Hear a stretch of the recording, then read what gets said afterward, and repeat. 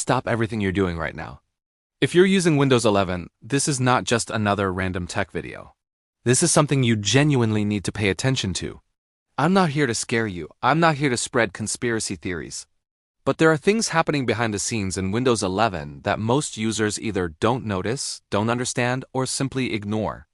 And if you care even a little bit about your privacy, your performance, your control over your own computer, or even the future of how you use technology, then you need to hear this all the way through.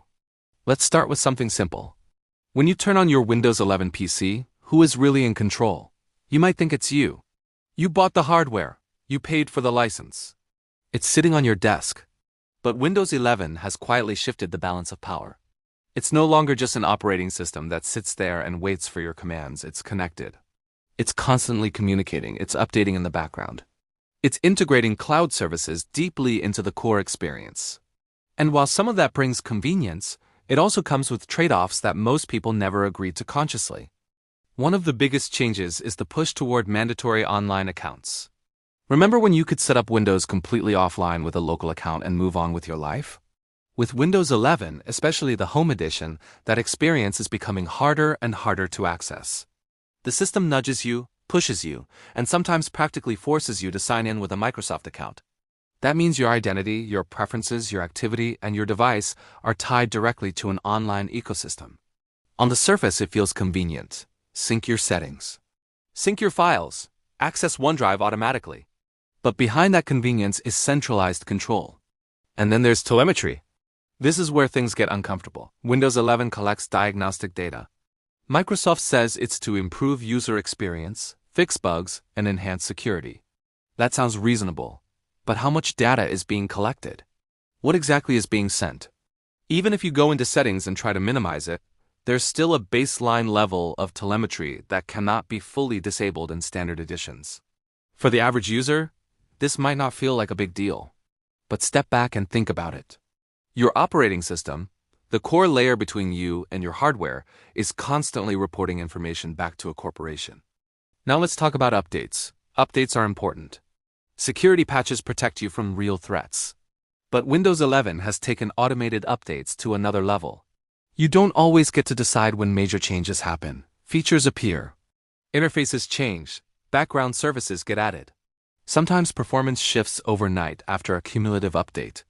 And while Microsoft claims this is for your safety, it also means you're not fully in charge of your own system anymore. Your PC can reboot when it wants. It can install features you didn't ask for. It can enable integrations you didn't even know existed. Have you noticed how tightly integrated Windows 11 is with Microsoft services? Edge is deeply embedded. OneDrive is baked into the File Explorer.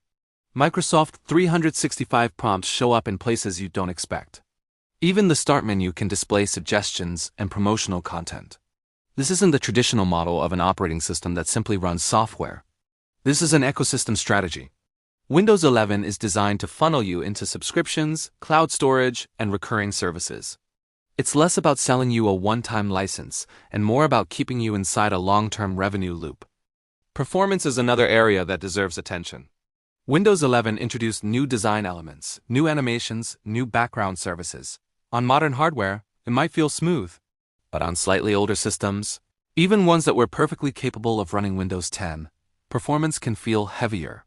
There's more RAM usage at idle, more processes running in the background, more integration layers.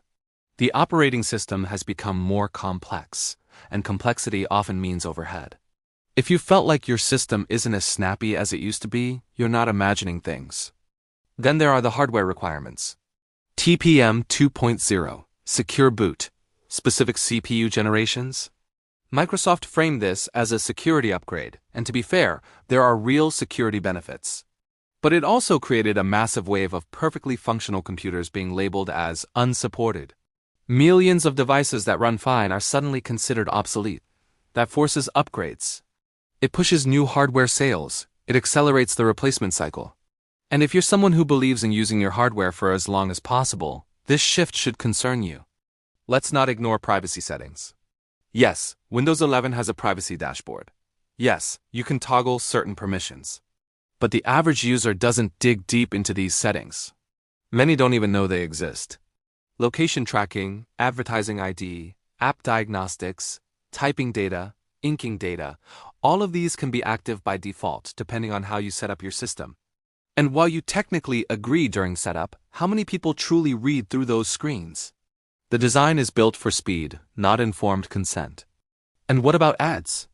You might think, I paid for this operating system. Why am I seeing suggestions in promoted apps? Windows 11 has experimented with various forms of recommendations in the Start menu, lock screen, and even File Explorer in certain builds. Microsoft calls them suggestions. But functionally, they're advertisements for services, apps, or subscriptions. The line between operating system and marketing platform is getting blurry. Security is often used as justification for deeper control. Windows 11 integrates with Microsoft Defender, Smart Screen, cloud-based protection, and reputation systems. These tools can absolutely protect users from malware and phishing.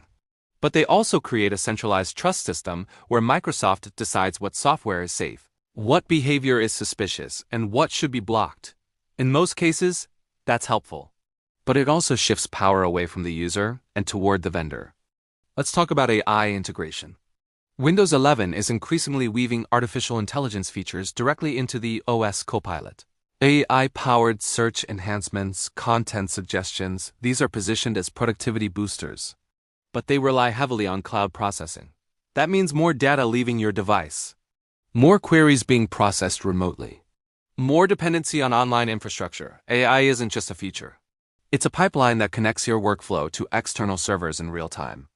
Another subtle shift is in software distribution. The Microsoft Store is becoming more central. There's a push for developers to distribute apps through official channels. Again, this improves security and consistency.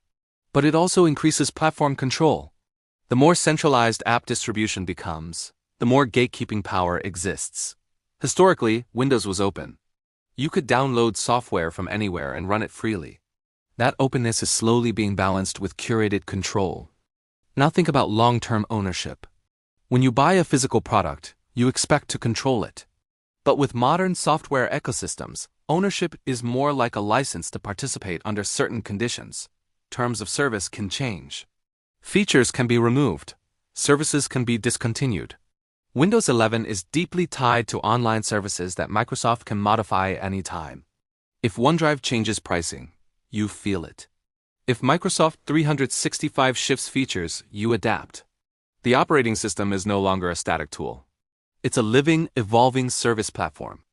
Even customization has changed. Windows 11 simplified many interface elements, but it also removed certain advanced options that power users relied on. Taskbar positioning is more restricted. Context menus were redesigned with hidden legacy options. Control panel is gradually being phased out in favor of the Settings app. While this creates a cleaner look, it also removes granular control that experienced users appreciated. And let's address the psychological aspect. When an operating system constantly nudges you towards signing in, syncing, subscribing, enabling features, and accepting recommendations, it subtly shapes your behavior. Over time, you stop questioning it. You accept that this is just how computing works now. But it wasn't always like this. There was a time when your PC felt more like a standalone machine rather than a node in a corporate cloud network. This doesn't mean Windows 11 is evil. It doesn't mean you should panic and uninstall it immediately. But it does mean you should be aware. Awareness changes how you use technology. Instead of blindly clicking next, you pause and read. Instead of accepting every default setting, you customize intentionally. Instead of assuming updates are purely beneficial, you monitor what changes. Ask yourself this: do you truly know what's running on your machine right now? Open Task Manager. Look at the background processes. Count how many are Microsoft services, Cloud Sync agents, update orchestrators, security scanners, telemetry collectors, widgets, search indexers. It's not just a simple OS anymore. It's an ecosystem engine. And what happens if you decide you don't like this direction? That's where choice comes in. Windows 11 dominates the desktop market, but alternatives exist. Some users are exploring other operating systems because they want more control, more transparency, or fewer background services. Even if you don't switch, understanding that alternatives exist gives you leverage. It reminds you that you're not locked in by fate, only by habit. Let's consider small businesses. When Windows 11 pushes updates or changes system requirements, It impacts thousands of organizations. IT departments have to adapt. Legacy software compatibility becomes a concern. Hardware refresh cycles accelerate. These shifts have real financial implications. It's not just about personal preference. It's about operational control and budgeting. Gamers might feel less affected because Windows still offers strong gaming support. DirectX advancements, driver compatibility, and hardware optimization are solid. But even here, integration with online services and account requirements continues to grow. Game Pass, cloud saves, cross-device syncing, again, convenience tied to ecosystem dependence. Education environments also feel the impact. Student devices tied to Microsoft accounts, cloud-based homework submission, integrated collaboration tools. The next generation is growing up assuming that an operating system must be permanently online and connected to a corporate identity. That shapes expectations for the future. Let's zoom out. The tech industry as a whole is moving toward services over products, subscriptions over ownership, cloud over local, AI over manual control. Windows 11 is part of that broader shift. It's not an isolated case. It reflects where the industry is heading. But as users, we still have the right to question the pace and direction of that change. There's also the issue of digital resilience. If your operating system depends heavily on online services, what happens during outages? What happens if you lose internet access? Increasing cloud integration can reduce offline independence. While core functionality remains, certain features degrade or disappear without connectivity. Another factor is data centralization. When millions of devices send telemetry and usage patterns back to a single corporation, that corporation gains enormous insight into global computing behavior. That data can improve products. But it also concentrates informational power at an unprecedented scale. You might be thinking, I have nothing to hide. That's a common response. But privacy isn't about hiding wrongdoing. It's about maintaining autonomy. It's about deciding what information you share and when. It's about reducing unnecessary exposure. Even if you trust Microsoft today, trust should not eliminate scrutiny. Now consider repairability and longevity. As systems become more integrated with firmware requirements, like TPM and Secure Boot, bypassing restrictions becomes harder. Installing alternative operating systems becomes more complex for average users. The barrier to experimentation rises. The PC becomes more appliance-like and less modular in spirit. And then there's the subtle erosion of patience. When systems become heavier and more dependent on cloud sync, delays increase. Boot times influenced by background network calls. Search results blending local files with web suggestions. The operating system begins to assume that the internet is always the primary layer of experience. Let's be clear, Windows 11 also brings improvements. Better window management with snap layouts. Enhanced security architecture, improved multi-monitor support, a refreshed design language. These are real benefits. But progress doesn't cancel out trade-offs. Every enhancement comes with a cost somewhere else. So what should you actually do? First, audit your privacy settings. Go through every toggle. Disable what you don't need. Second, review startup programs and background apps. Trim unnecessary services. Third, consider using a local account if possible, especially on Pro editions. Fourth, stay informed about major updates before installing them immediately. And finally, educate yourself about alternatives, even if you never switch. The key message here is not fear, it's awareness.